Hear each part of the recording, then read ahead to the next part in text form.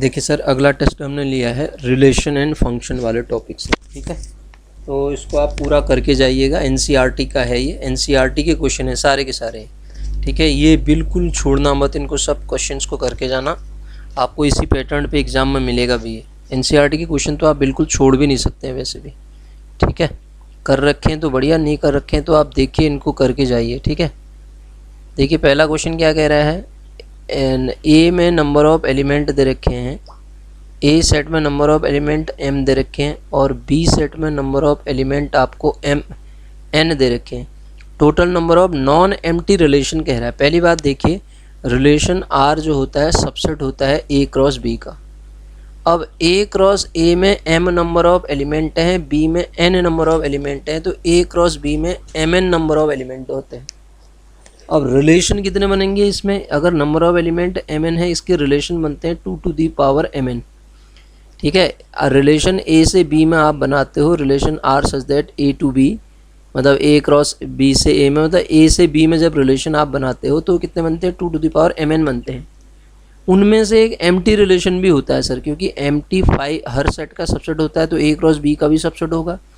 ए cross B के subset को ही आप रिलेशन कह रहे हैं, तो एम्प्टी भी एक रिलेशन होता है। तो जो 2 की पावर एम एन है उनमें से एक घटाना पड़ेगा ना आपको एम्प्टी वाला, तो ये क्या हो जाएंगे, क्योंकि इसने नॉन एम्प्टी कहा है। खाली रिलेशन कहता तो इतने बनते, एक क्वेश्चन ये बन गया। नॉन एम्प्टी कह रहा है तो एक घटा देंगे आप, ठीक है। अच्छा जी, अगला क्वेश्चन देखिए, अगला क्वेश्चन क्या कह रहा है। इस क्वेश्चन को बताने से पहले मैं आपको एक चीज़ बताता हूँ। अगर आपके पास कभी भी, ध्यान दीजिएगा, इसी कॉन्सेप्ट का यूज करके इस क्वेश्चन को सॉल्व करूँगा मैं। अगर ए और बी दो लगातार, A comma B are two successive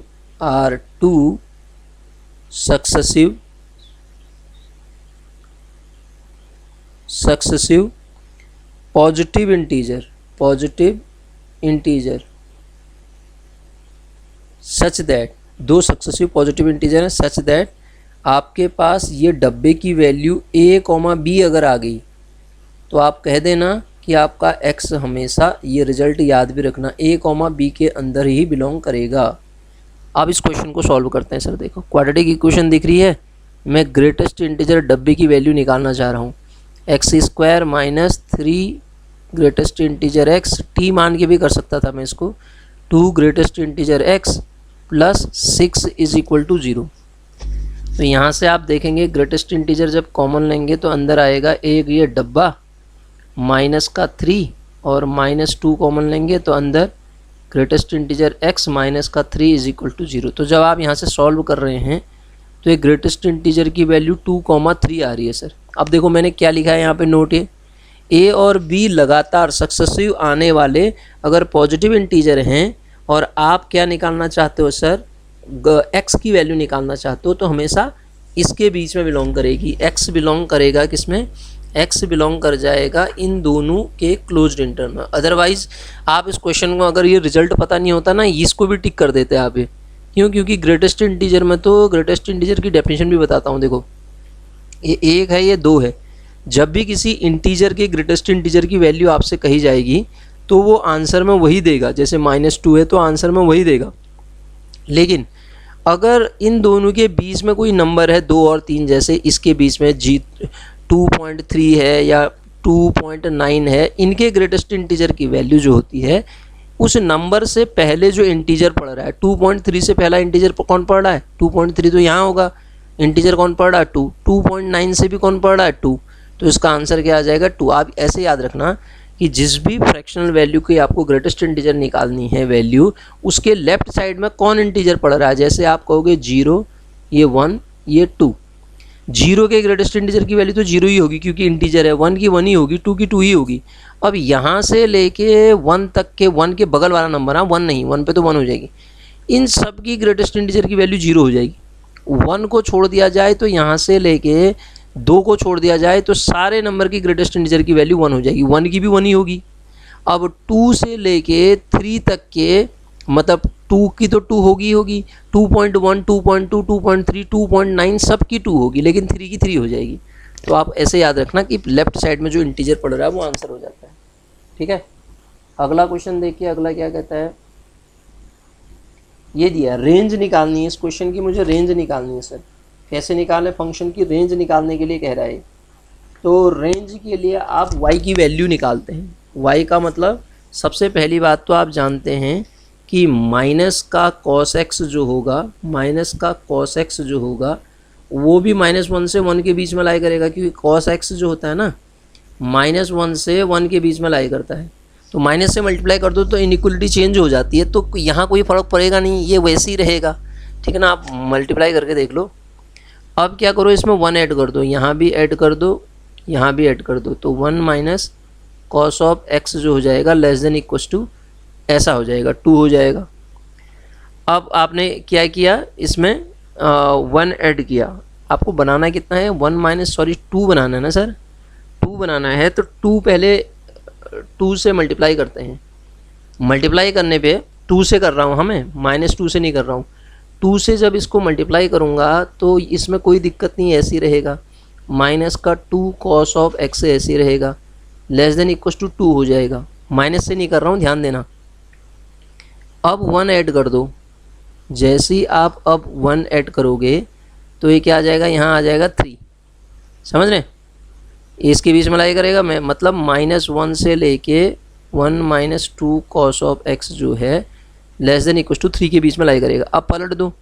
inequality जैसे ही आप पलटोगे तो इनइक्वलिटी में क्या होगा कि ये जो आपके पास वैल्यू मिल रही है ना, इनइक्वलिटी जब आप 1 अपॉन करोगे तो यहाँ भी 1 अपॉन हो जाएगा।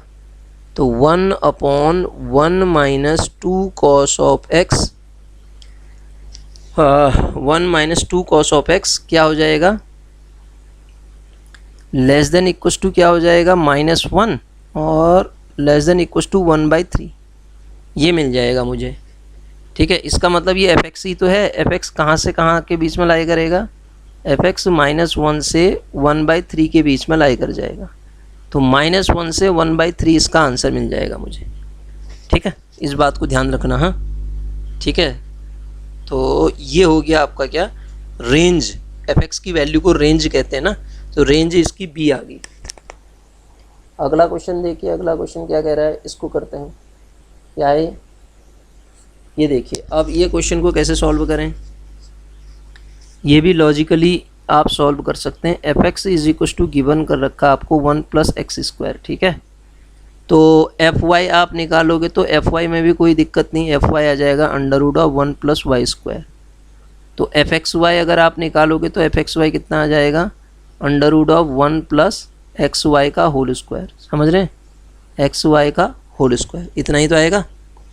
अब सर पहले F X into F Y निकाल लेते हैं अलग से। F X into F Y जब मैं निकालूंगा तो ये बराबर आएगा स्क्वायर रूट के अंदर ये दोनों वैल्यू 1 + x का स्क्वायर इंटू 1 - y का 1 + y का स्क्वायर हो गए, ऐसा बनेगा। तो जब आप इसको मल्टीप्लाई करोगे तो ये वैल्यू आप देखोगे 1 + x² + y² + x² y² होगा शायद, ये x² y²। अब आप देखो अंडरवुड ऑफ, खाली अगर मैं 1 + x² लिखता हूँ तो वो ये वाली क्वांटिटी बड़ी होगी नहीं होगी इससे, 1 + x² + y² + x² y² से। ठीक है, तो ये वैल्यू क्या है, x² y² की वैल्यू भी इससे बड़ी होगी सर। खाली अगर मैं x² y² लिखता हूँ ना, ये भी छोटी होगी, मतलब ये x² y² है तो इतना ही है, इतना एक्स्ट्रा ऐड नहीं हो गया है। तो ये वैल्यू क्या है आपके पास, एफ एक्स वाई की है। और ये वाली वैल्यू किसकी निकाल रखी है आपने, F X into F Y की निकाल रखी है। तो अब आप देखो ऐसा कोई ऑप्शन दिख रहा है आपको, F X Y less than equals to होगा F X into F Y से, तो ऑप्शन कौन सा दिख रहा है, सी ऑप्शन इसका करेक्ट ऑप्शन हो जाएगा सर। ठीक है, अगला क्वेश्चन देखो क्या कह रहा है, बहुत इंपॉर्टेंट रिजल्ट है, बहुत ही ज़्यादा इंपॉर्टेंट क्वेश्चन है सर। ये डोमेन पूछा है इसने इसका, √a² - x²। तो इसको समझाता हूँ मैं आपको। देखो कभी भी डोमेन जब भी आपको पूछा जाता है तो अंडरवुड के अंदर डोमेन हो कुछ भी हो, a > 0 कह रहा है, a > 0 होना चाहिए इसमें। तो कभी भी आप ये क्वांटिटी देखोगे तो अंडर रूट ये डिफाइन तभी होता है जब आपके पास a माइनस एक्स मतलब a square minus X square greater equal than 0 हो। तो यहाँ से जब इसको माइनस साइन कॉमन लोगे तो X square minus A square less than equal to 0, inequality change हो जाती है। हाँ, जैसे मैं क्या कह रहा हूँ देखो, 3 बड़ा है 2 से, तो -3 जब निगेटिव साइन से मल्टीप्लाई करते हो ना तो इनइक्वलिटी चेंज हो जाती है। -2 बड़ा होता है ना, क्यों होता है बड़ा? ये 0 है, यहाँ पे आपका 1 है, -1 है, यहाँ -2 है, -3 है, इस साइड को बढ़ती है ना वैल्यू, मतलब निगेटिव साइन से मल्टीप्लाई करके इनइक्वलिटी चेंज हो जाती है। जब मैं इससे माइनस साइन कॉमन लूँगा तो ये ऐसा बनेगा, x square minus A square बनेगा। तो जब फिर मैं ग्रेटर देन इक्वल टू 0 ही है, माइनस साइन हटाऊँगा तो इनइक्वलिटी चेंज हो जाएगी। इसका मतलब ये हुआ कि X square less than equal to A square मिल जाएगा आपको, X square less than equal to A square. इसका मतलब या ऐसा कर दो आप, X minus A X plus A इन दोनों का product less than equal to 0।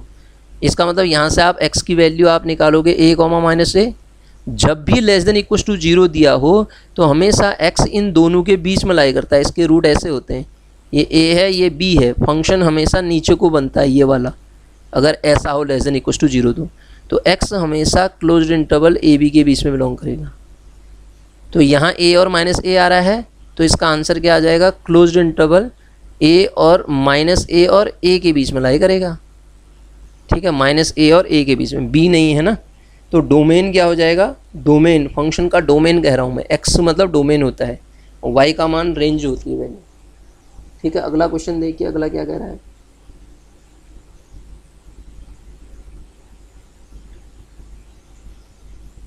अगला क्वेश्चन क्या कहता है? अगले क्वेश्चन को अगर हम करें तो देखिएगा,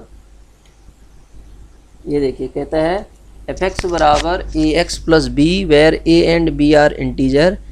एफ एक्स आपको दे रखा है linear equation, F X is equal to दे रखा है A X plus B, F minus 1 F3 दिया है, देन ए और बी निकालो। अब ये क्वेश्चन में कुछ है ही नहीं, फिर एफ माइनस 1 मुझे क्या दे रखा है सर?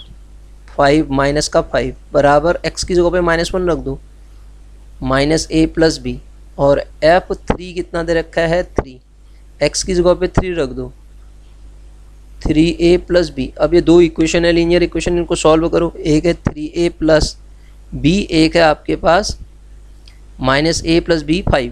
तो जब यहाँ से a और b की वैल्यू निकालो, a इज इक्वल टू आप पाओगे 2, रख के भी देख लो, a is equal to 2, b is equal to -3। Solve नहीं भी करते हो तो यहाँ से पॉइंट उठा के रख लो, a इज इक्वल टू 2 ये सेटिस्फाई करेगा, और b इज इक्वल टू -3। ये वाला ऑप्शन नहीं यार, ये कंफ्यूज करने के लिए दे दिया। देखो a is equal to 2, b is equal to -3, option B आ जाएगा इसका answer.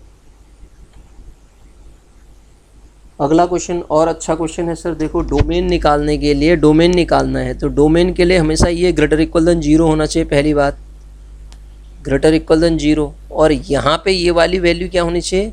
X square minus 1 greater than 0 होनी चाहिए। अगर ये 0 हो जाए तो फंक्शन डिफाइन नहीं होगा। इसको अभी मैंने सॉल्व किया था, एक्स माइनस 1 एक्स प्लस 1, ये क्या आ जाएगा? अच्छा ये ग्रेटर देन 0 है सर। ग्रेटर देन 0 में मैंने अभी पढ़ाया था, जब a और b के बीच में लेस देन इक्वल टू हो तो यहाँ आते हैं रूट, ग्रेटर देन हो तो ये यहाँ और यहाँ चला जाएगा। इसका मतलब a माइनस 1 है, b प्लस 1 है, इसने कहा है greater than.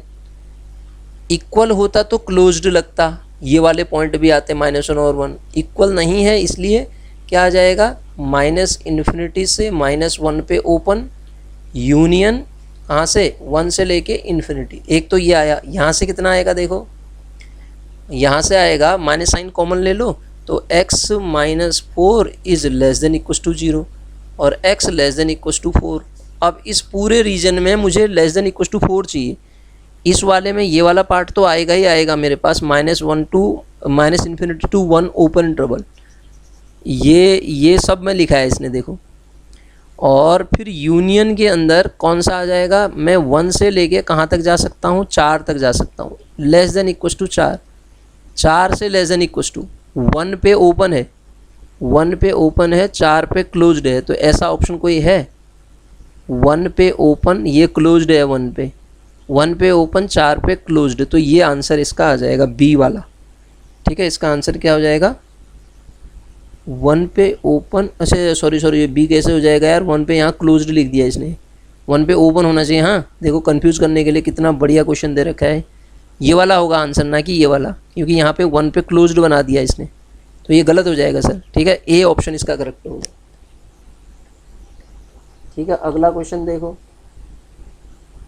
Find domain and range of the function. Domain तो आप सीधे सीधे कहोगे ये F X upon G X की जो डोमेन होती है ना sir, G X not equal to zero पे ये फंक्शन डिफाइन होता है पहली बात।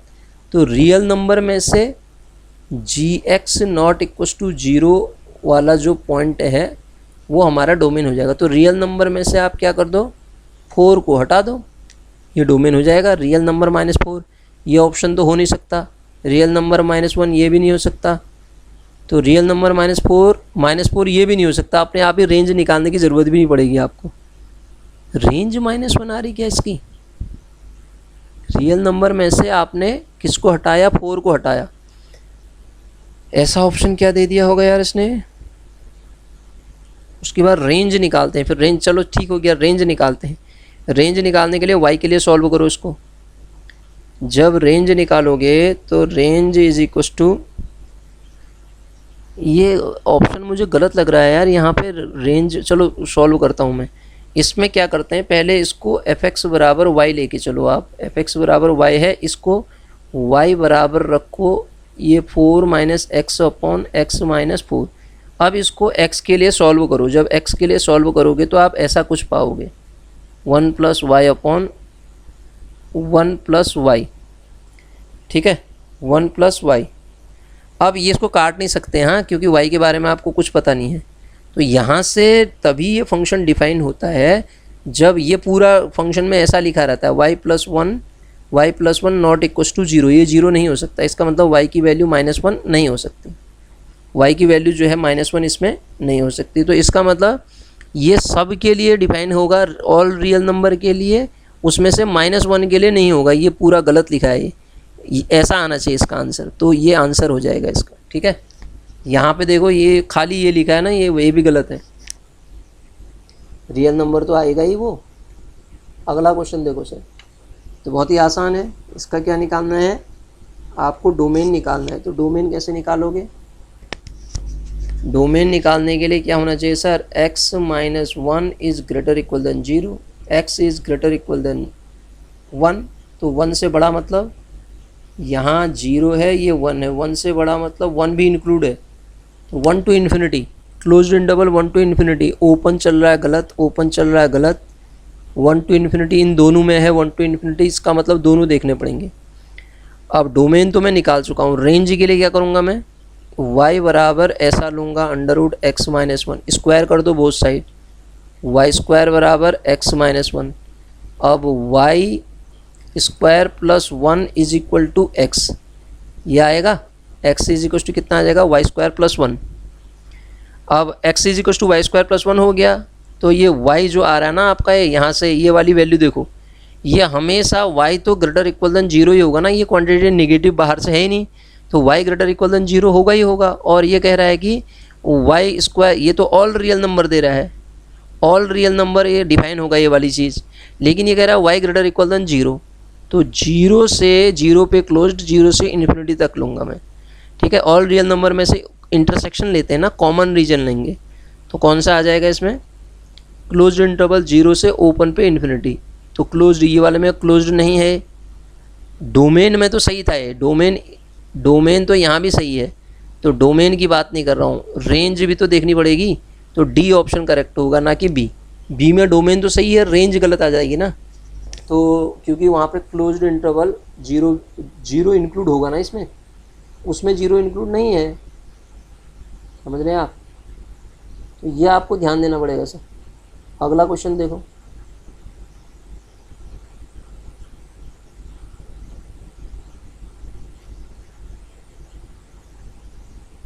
ये देखो, domain of a function F X बराबर इतना। अब मुझे इसका डोमेन निकालना है इस फंक्शन का।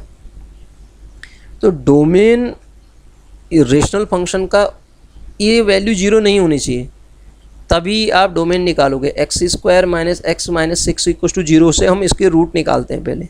क्या आएगा, x square minus 3x plus का 2x माइनस 6 इक्वस टू 0। तो x की वैल्यू एक तो 3 आ जाएगी, एक -2 आ जाएगी, 3 आ जाएगी, एक -2 आ जाएगी। तो ये कहाँ डिफाइन नहीं है, ये जो डिनोमिनेटर है इन पे डिफाइन नहीं है, तो इनको हटा दो। ऑल रियल नंबर में से आप इनको हटा दो, किसको, 3 और -2 को। तो कहाँ है ऑप्शन, ऑल रियल नंबर में से। देखो इसने क्लोज्ड इंटरवल कर दिया, गलत है, केवल 2 ही पॉइंट हट रहे हैं, हाँ ध्यान देना। ये ओपन इंटरवल बना दिया इसने, -3 लिख दिया इस पर, सारे ऑप्शन देखने लायक हैं, ये वाला सही होगा। देखो ठीक है, उसने इंटरवल बना के भी लिख दिया उसको, तो आप देखते रह जाएंगे अगर इंटरवल बना होगा तो, ठीक है ना। तो ऐसे नहीं हो सकता है। अगला क्वेश्चन देखिए, अगला क्वेश्चन देखिए सर। अगला क्वेश्चन क्या कहता है, domain for which the function F X बराबर इतना and G X equal to इतना।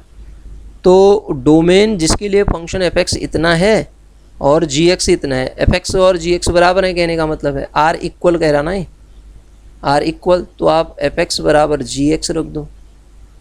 जैसे ही आप एफ एक्स बराबर जी एक्स रखोगे तो 3 + x is equal to 3x square minus 1। इसको सॉल्व कर लो आप, 3x स्क्वायर माइनस x, यहाँ लाऊंगा तो -4 इज इक्वल टू 0। तो 3x स्क्वायर माइनस का 4x माइनस का 3x minus 4 is equal to 0। तो सर x की वैल्यू -1 और 4/3 आ जाएगी, ठीक है। जिनके लिए ये इक्वल है कह रहा है, तो x की वैल्यू क्या होगी, -4। और domain for which function equal, जिनके लिए ये इक्वल हैं वो डोमेन कौन होगा, इन दोनों के बीच में आएगा ओरिजिन, ठीक है। जिनके -1 और 4/3, तो ऑप्शन कौन सा होगा, ये ए ऑप्शन हो जाएगा, ठीक है। तो ऐसे करेंगे सर इनको क्वेश्चंस को, ठीक है। इस तरीके से क्वेश्चन होंगे, तो इनको करिए आप, इनको छोड़ना मत, सारे क्वेश्चंस को करना सर, क्योंकि ये एनसीईआरटी के क्वेश्चन हैं।